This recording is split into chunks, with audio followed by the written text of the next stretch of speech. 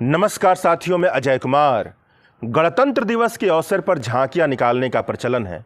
अगर वाकई भारत के गणतंत्र की सच्चाई के आधार पर झांकियां निकाली गई तो उत्तर प्रदेश से बुलडोजर इनजस्टिस की झांकी निकलनी चाहिए, हरियाणा से लिंचिंग के दृश्य निकलने चाहिए, महाराष्ट्र से बटेंगे तो कटेंगे का नारा निकलना चाहिए, दिल्ली से बर्बाद होती मीडिया, लेजिस्लेचर, एग्जीक्यूटिव और जुडिशरी की दास्तान निकलनी चाहिए और सबसे सेंटर में वह झांकी होनी चाहिए जहां पर कुछ लोग मस्जिद के नीचे मंदिर खोजने के लिए खुदाई करते हुए दिखाई दें।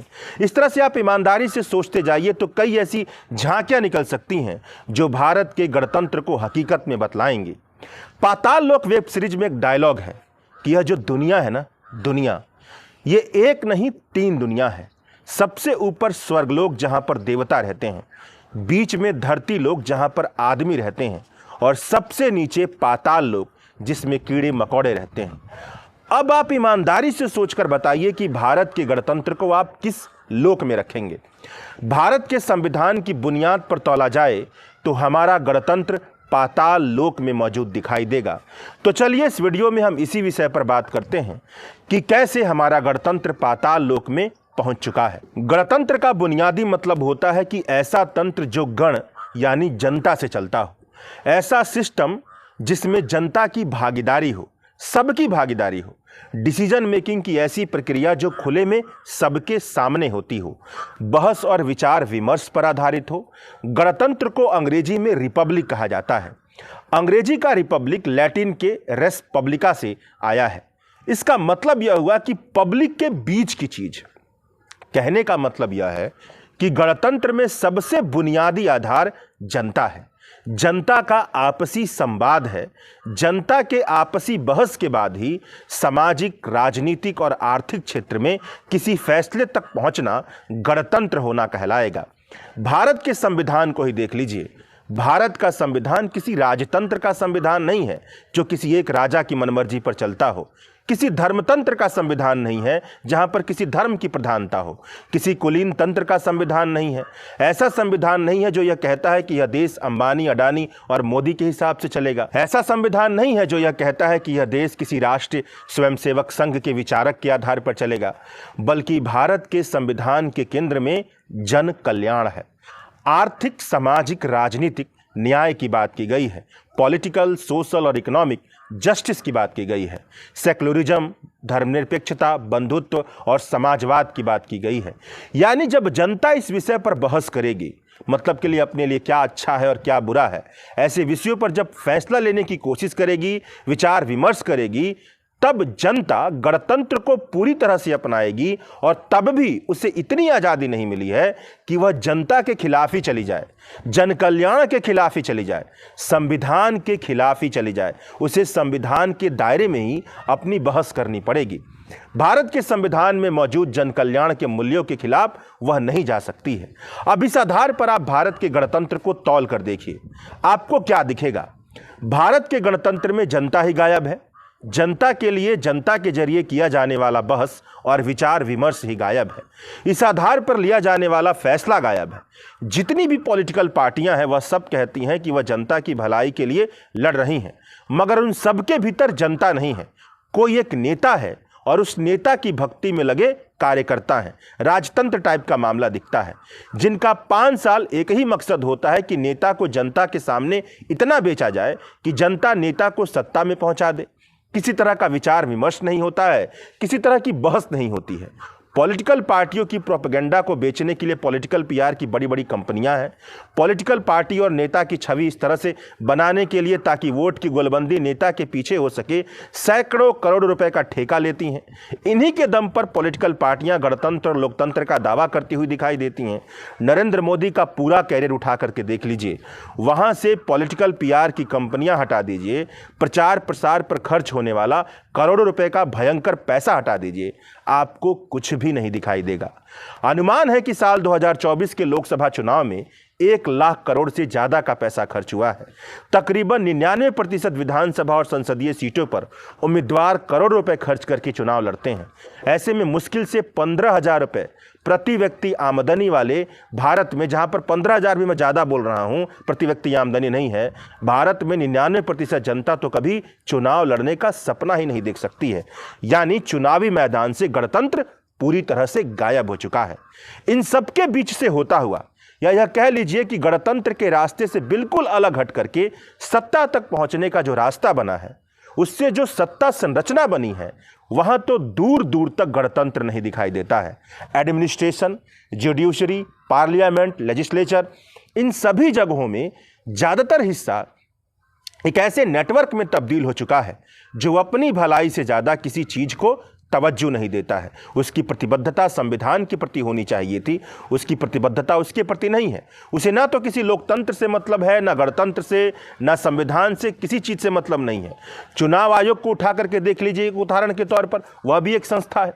गणतंत्र के मुताबिक कर्तव्य चुनाव आयोग का यह बनता है कि जब जनता चुनाव में धांधली पर सवाल पूछे तो मुख्य चुनाव आयुक्त राजीव कुमार शायरी सुनाने की बजाय ठोस जवाब दें, निष्पक्ष बनाएं चुनाव का माहौल, जनता को यह भरोसा दिलाए कि चुनाव आयोग गणतांत्रिक है, वह किसी दूसरे तंत्र के लिए काम नहीं कर रही है। मगर चुनाव आयोग के कामकाज से तो ऐसा लगता है कि वह मोदी, बीजेपी, अंबानी, अडानी के लिए काम कर रही है। महाराष्ट्र विधानसभा चुनाव के बाद कई विश्लेषकों की तरफ से यह गंभीर सवाल खड़ा किया गया कि साल 2019 से लेकर के 2024 में महाराष्ट्र में वोटर लिस्ट में 32 लाख मतदाता जोड़े गए, मतलब 5 साल में। मगर ऐसा कैसे हुआ कि साल 2024 के लोकसभा चुनाव से लेकर के साल 2024 में संपन्न हुए महाराष्ट्र के विधानसभा चुनाव के बीच मौजूद महज 6 महीने की गैप की अवधि में महाराष्ट्र में तकरीबन 48 लाख नए वोटर आ गए? यह सवाल ऐसा था जिसे बहुत ही गंभीरता से लिया जाना था, मगर कोई जवाब ही नहीं दिया गया। आंकड़े तो यह भी बता रहे हैं कि भारत सरकार के स्वास्थ्य मंत्रालय के मुताबिक महाराष्ट्र के भीतर 18 वर्ष से ज़्यादा की जो आबादी है वह केवल 9 करोड़ 53 लाख है। मगर महाराष्ट्र की वोटरों की संख्या, मतलब जिनकी उम्र 18 साल से ऊपर है, वह 9 करोड़ 70 लाख है। यह कैसे संभव है भाई? जो वोटरों की संख्या आबादी से ज़्यादा है, 18 साल से ऊपर वाली आबादी से ज़्यादा, यह कैसे संभव है? इन गंभीर सवालों पर चुनाव आयोग को गंभीर छानबीन करने की जरूरत थी। मगर मुख्य चुनाव आयुक्त राजीव कुमार ने इन गंभीर सवालों के जवाब को शायरी में निपटाते हुए यह साबित किया कि जनता उनके लिए पाताल लोक की निवासी है, जिसे ज़्यादा गंभीरता से लेने की जरूरत नहीं है। जनता, अब समझ रहे हैं पाताल लोक का मतलब। सुप्रीम कोर्ट के फैसले को ही देख लीजिए। सुप्रीम कोर्ट के जज ने ऐसे कई फैसले सुनाए हैं जो संविधान के आधार पर न्यायिक नहीं दिखते हैं। ऐसा लगता है कि उस पर किसी पॉलिटिकल पार्टी का दबाव काम कर रहा है। राम मंदिर का फैसला संविधान की बुनियाद पर तो बिल्कुल न्यायिक नहीं दिखता है। राम मंदिर के फैसले में यह कहा गया है कि बाबरी मस्जिद तोड़ना गैरकानूनी था, तोड़ने वालों ने अपराध किया है। लेकिन भारत के गणतंत्र में जनता की बजाय सत्ता में बैठी बीजेपी का हिंदुत्व के साथ इतना खतरनाक गठजोड़ है, जनता से नहीं है, हिंदुत्व के साथ खतरनाक गठजोड़ है कि सुप्रीम कोर्ट का जज रिटायरमेंट के बाद भी यह कहता है कि पता नहीं किसी लाभ या किस मंशा से कि राम मंदिर पर जो उसने फैसला सुनाया है वह सही फैसला था।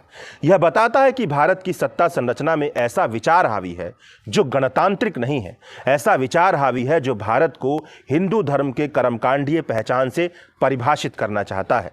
उस विचार में ना तो हिंदू धर्म का मर्म है, ना गणतंत्र का, और ना ही संविधान का। इसीलिए भारत की सत्ता में मौजूद भाजपा भी भारत की जनता को पाताल लोक के वासी के तौर पर देखती है, जो हिंदू और मुस्लिम के नफरत में डूब जाएं, मंदिर मस्जिद के झगड़े में मर जाएं, तर्क और बुद्धि की बजाय सांप्रदायिकता की आदत से बीमार हो जाएं। और इसी को लेकर के लगातार काम भी किया जाता है, योजना के तहत काम किया जाता है, और सत्ता को इस बातों से कोई फर्क नहीं पड़ता क्योंकि वह पाताल लोक के निवासी हैं। गणतंत्र वहां पहुंच चुका है। भारत की आर्थिक नीतियों को गणतांत्रिक होना था, मगर वहां से तो पूरी जनता ही गायब है। 140 करोड़ की भारत की आबादी की साल 2024-25 में टोटल जीडीपी 328 लाख करोड़ के आसपास रहने का अनुमान लगाया गया है, जबकि रियल जीडीपी महज 184 लाख करोड़ रुपया है। यानी भारत की टोटल जीडीपी में तकरीबन 43% पैसा केवल और केवल महंगाई से बना है। जब आर्थिक नीतियां ऐसी हों कि जीडीपी में 43% तो केवल महंगाई हो, तो इसका मतलब है कि आर्थिक नीतियां गणतांत्रिक नहीं है। आर्थिक असमानता जोड़ लीजिए तो स्थिति और भयंकर दिखाई देगी, प्रति व्यक्ति आमदनी जोड़ लीजिए तो और भयंकर दिखाई देगी। साफ दिखाई देता है कि भारत की आर्थिक नीतियों ने जनता को पाताल लोक का वासी मान करके अपने से पूरी तरह से काट दिया है। जैसा कि गणतंत्र का अर्थ बताते हुए मैंने बताया कि गणतंत्र का बुनियादी मतलब है कि बहस होना चाहिए। संविधान के आधार पर जन कल्याण के मकसद से जनता बहस करके इकोनॉमिक, सोशल और पॉलिटिकल भूमिका निभाए। इसमें सबसे बड़ी जिम्मेदारी किसी की बनती है तो मीडिया की बनती है। टीवी से लेकर के यूट्यूब पर ऐसी अनगिनत पत्रकारों की फौज मौजूद है जो गणतंत्र के लिए काम करने की बजाय, जनता के लिए काम करने के बजाय किसी पार्टी तंत्र के लिए काम करते हुए साफ तौर पर दिखाई देते हैं। मीडिया वालों ने अपनी बहस से जनता के जरूरी मुद्दे को इस तरह से बाहर किया है जैसे वह बताना चाह रहे हों कि जनता तो पाताल लोक की है, वह पाताल लोक की बात नहीं करते हैं। भारत को गणतंत्र बनाने के लिए जिस तरह की बहस होनी चाहिए, जिस तरह का विचार विमर्श होना चाहिए, अगर भारत गणतंत्र के रास्ते पर चलता है और चलना चाहता है, जैसा कि संविधान में लिखा है गणतंत्र उसका आदर्श है, उस आधार पर भारत की मीडिया की पूरी दुनिया में 99% बहस और बातें गणतंत्र के मुताबिक नहीं होती हैं। उन सारी बहसों को अगर ध्यान से विश्लेषित किया जाए तो यही निष्कर्ष निकलेगा कि जनता तो कीड़ा है, मकोड़ा है, पाताल लोक की वासी है। अपने फायदे के लिए उसके साथ जो मर्जी करना है वह किया जाए, नफरत घोला जाए, उसके बीच में पूंजीवादी मानसिकता भरा जाए, एक तरह की घनघोर किस्म की गलाकाट प्रतियोगिता भरा जाए, जो मर्जी सो किया जाए, अपनी कोई जिम्मेदारी नहीं बनती है। हमें गणतंत्र से कोई लेना देना नहीं है, यह मीडिया वालों का भाव है। गणतंत्र की बुनियाद अगर जनता के बीच जनता के कल्याण के लिए ही संविधान के दायरे के आधार पर की जाने वाली बहस है तो यह बहस तब तो कतई संभव नहीं है जब जनता के बीच बंधुत्व की भावना ना हो, फर्टिनिटी की भावना ना हो, सहअस्तित्व की भावना ना हो। मौजूदा वक्त के भारत में बंधुत्व और सहअस्तित्व की भावना को इतना तोड़ा जा चुका है कि भारत का गणतंत्र पाताल लोक में पहुंच गया, साफ तौर पर नजर आता है। जिसका निचोड़ तो यही दिखाई देता है कि अरे यार, भारत की 90% आबादी तो यहाँ पर कीड़े मकोड़ों की तरह रहने के लिए अभिशप्त हो चुकी है। शुक्रिया।